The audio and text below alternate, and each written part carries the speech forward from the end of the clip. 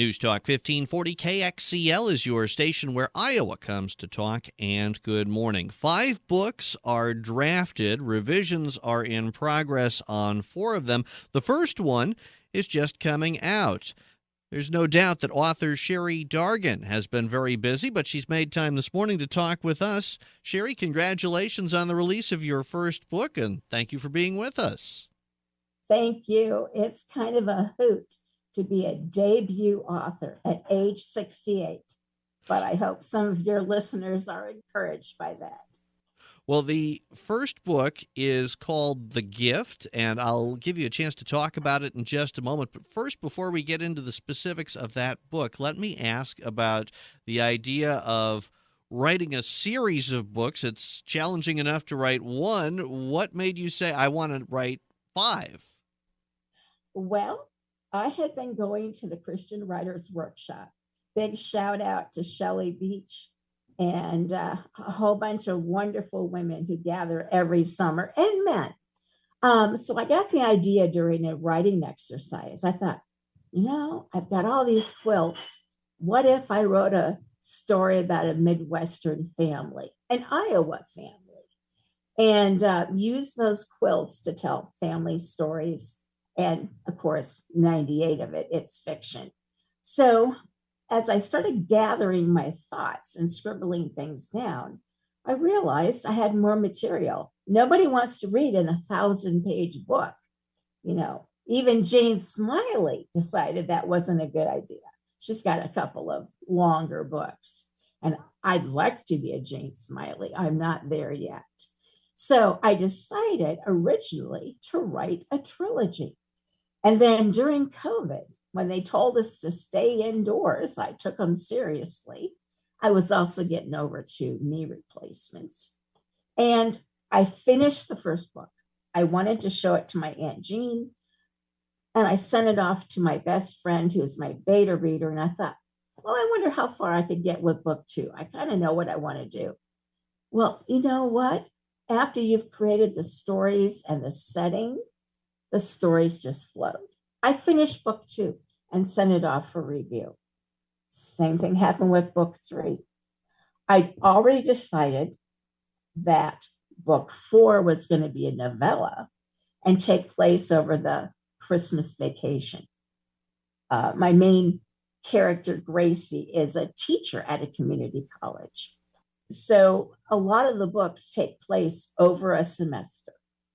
So what do you know? I finished book 4. And I had a very dramatic idea for book 5. And I have a heart for veterans, so maybe it's really appropriate this week.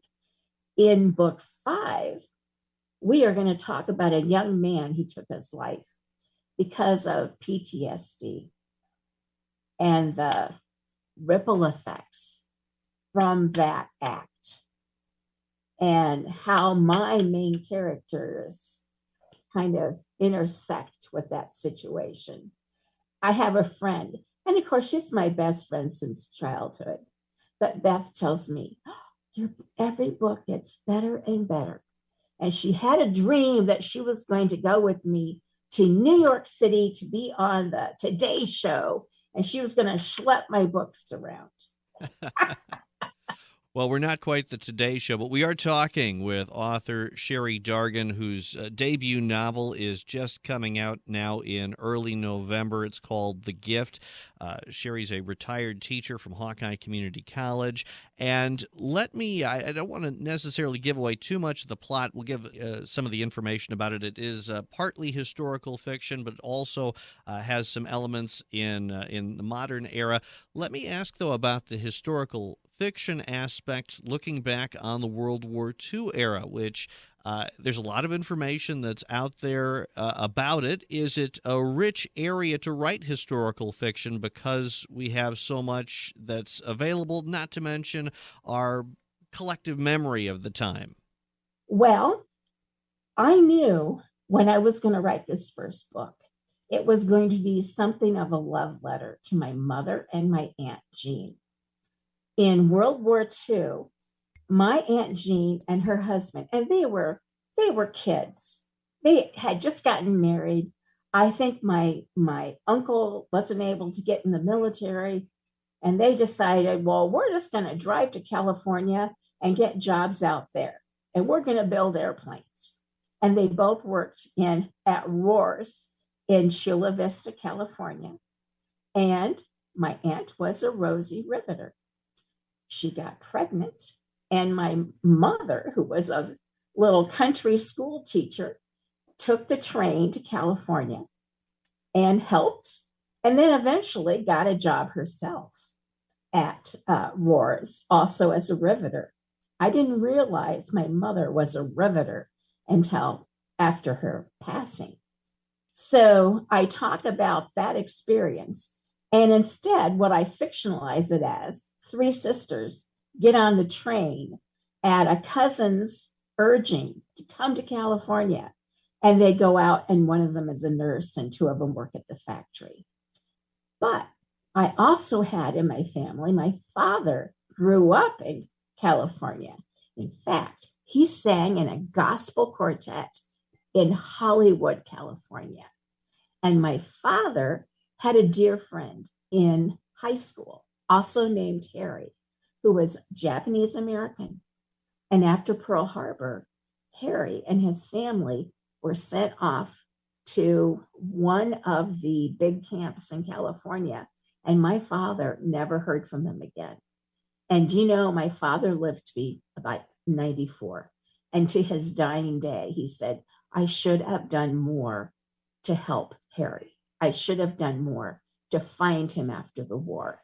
So I knew I had to have a storyline talking about the Japanese American experience going to internment camps and the people who were their friends and cared about them.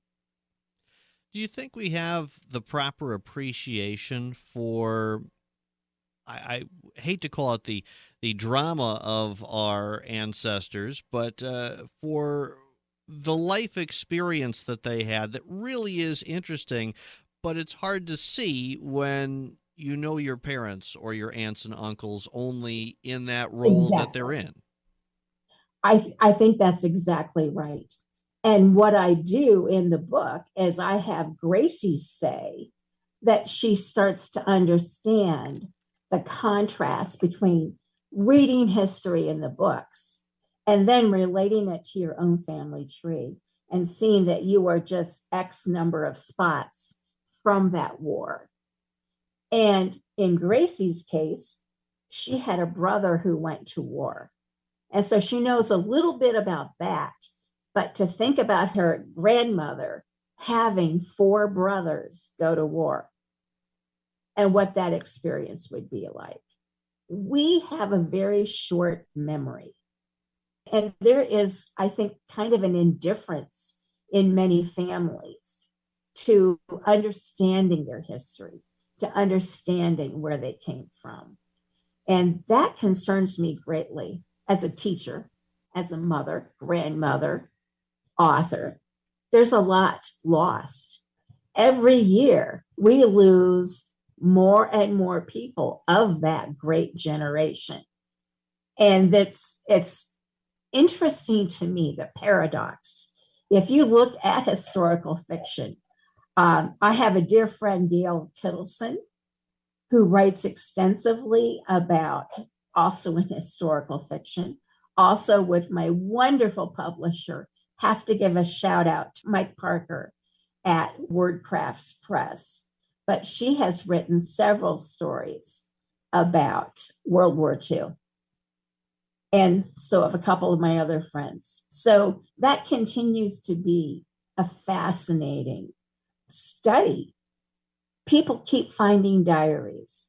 And, you know, in my case, I use cassette tapes to make things more real.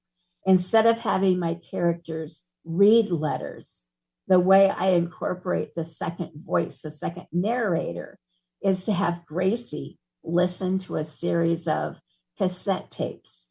And when she's listening to her grandmother's voice, she is just transported back. And the reader is too.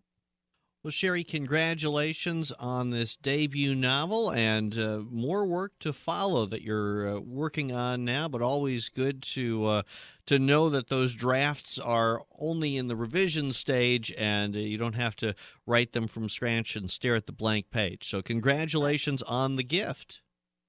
Thank you so much, Tim. Thank you for having me. It's wonderful. It's wonderful to have a chance to talk about it.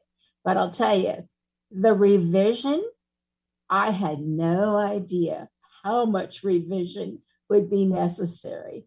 I killed off characters, created characters, collapsed storylines. You know, you can get away with murder when you're a writer. Author Cherie Dargan, retired professor at Hawkeye Community College and now a novelist. The book is The Gift. It's just out, and Cherie has been with us this morning. This is the station where Iowa comes to talk. News Talk 1540, KXEL.